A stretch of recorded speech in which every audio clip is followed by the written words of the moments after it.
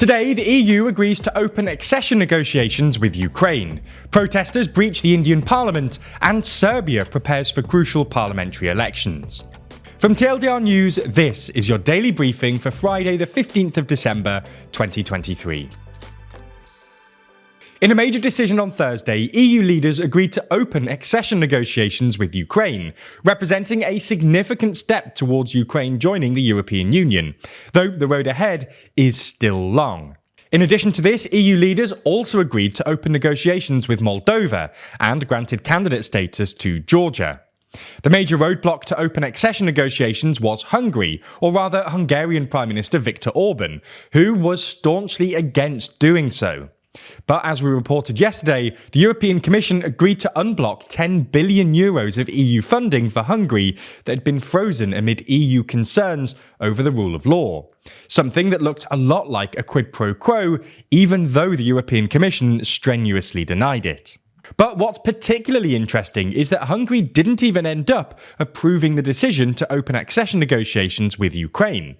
It's been reported that when the decision was being made, Viktor Orban, on the suggestion of German Chancellor Olaf Scholz, left the room in a pre-agreed move to allow the other 26 EU leaders to make the decision, which must be unanimous.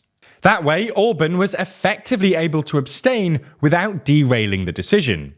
Orban later called it a completely senseless, irrational and incorrect decision to start negotiations, and that Hungary decided to allow the other 26 leaders to make it without Hungary being involved.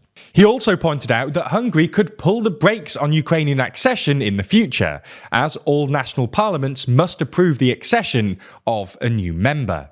But while Ukraine has cause to celebrate its progress towards EU membership, which Ukraine's President Zelensky hailed as a victory, the good news from the European Council summit ended there.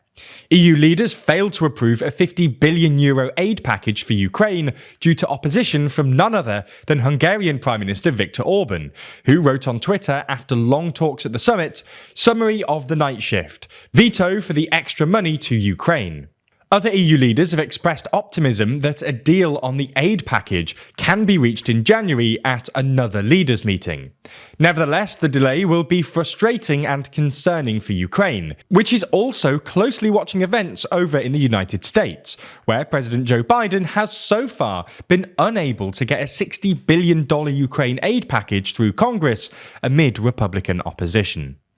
There's more on the way, but be sure to subscribe and ring the bell to make the daily briefing part of your daily routine, or just search for us on your podcast app to listen along. Over to Delhi now, where a man has been arrested following a security breach in India's parliament on Wednesday.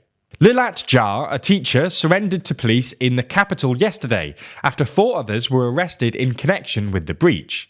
Some news reports have described Jha as the mastermind behind the incident, which a public prosecutor called a well-planned conspiracy. Footage from the chamber showed a man jumping over tables and running towards the speaker in the Lok Sabha, the lower house of India's parliament, while another man standing in the visitors' gallery was seen spraying yellow smoke. 2 others were reported to have shouted slogans and sprayed coloured gas outside the building. So far, 4 people have been arrested and charged under an anti-terror law, although police haven't connected them to any political organisations yet. They're all in their 20s and 30s, and according to local media, they said they were unemployed and wanted to express their frustration with Prime Minister Narendra Modi's policies.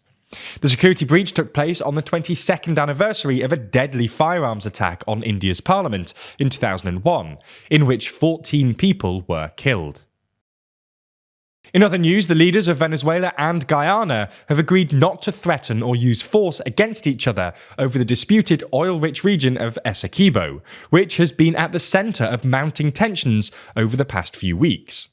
As we reported yesterday, Venezuelan President Nicolas Maduro met with Guyanese President Irfan Ali for a day-long summit in the Caribbean island nation of St. Vincent and the Grenadines. Essequibo makes up 2/3 of Guyana's territory, but is also claimed by Venezuela. Earlier this month, Venezuela held a referendum in which voters approved of incorporating Essequibo as a Venezuelan state, something that Guyana described as an existential threat. This sparked a flurry of diplomatic activity by the likes of the UN, Brazilian President Lula da Silva, and St. Vincent Prime Minister Ralph Gonçalves, all seeking to calm the heightened tensions. Following the summit, a joint statement by Maduro and Ali said both Venezuela and Guyana would not threaten or use force against one another in any circumstances, and refrain, whether by words or deeds, from escalating any conflict or disagreement arising from any controversy between them. They also agreed to the creation of a joint commission to address matters as mutually agreed. However, the fundamentals of the dispute remain.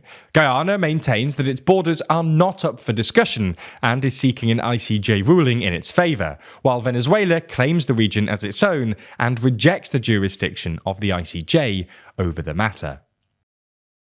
Looking to Europe now, where parliamentary elections on Sunday will see if Serbia's strongman president Aleksandar Vučić will hold power in parliament until the end of his term in 2027. Reports of buying votes, mass opposition rallies, public smear campaigns, and violent intimidation has made this election one to watch. Following mass shootings in May and tension in Kosovo, Vučić called for snap parliamentary elections and, in response to public outcry, stepped down as the leader of his populist Serbian Progressive Party, or SNS.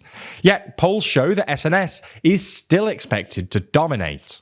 A vote for the SNS is seen as a vote for Vučić, for those who see him as the only one who can maintain stability and lead the country. However, for the first time in years, there is some kind of coherent alternative opposition.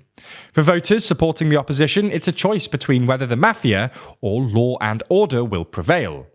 Serbia Protiv Nasilja, Serbia Against Violence, is a pro-Western opposition alliance formed out of the protests this summer against the mass shootings attributed to the alleged culture of violence presiding over Vučić and the SNS. In October, the 15 parties, which lean politically left and right, agreed to run together in the elections.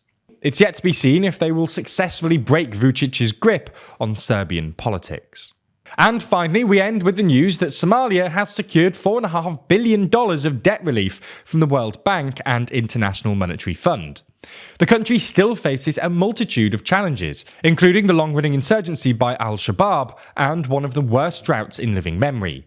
But this new debt relief will cut Somalia's debt as a proportion of GDP from 65% to roughly 6%, and effectively allow Somalia to rejoin the global financial system. Somalia's President Hassan Sheikh Mohamud said, "This is a moment for our government and people to be proud.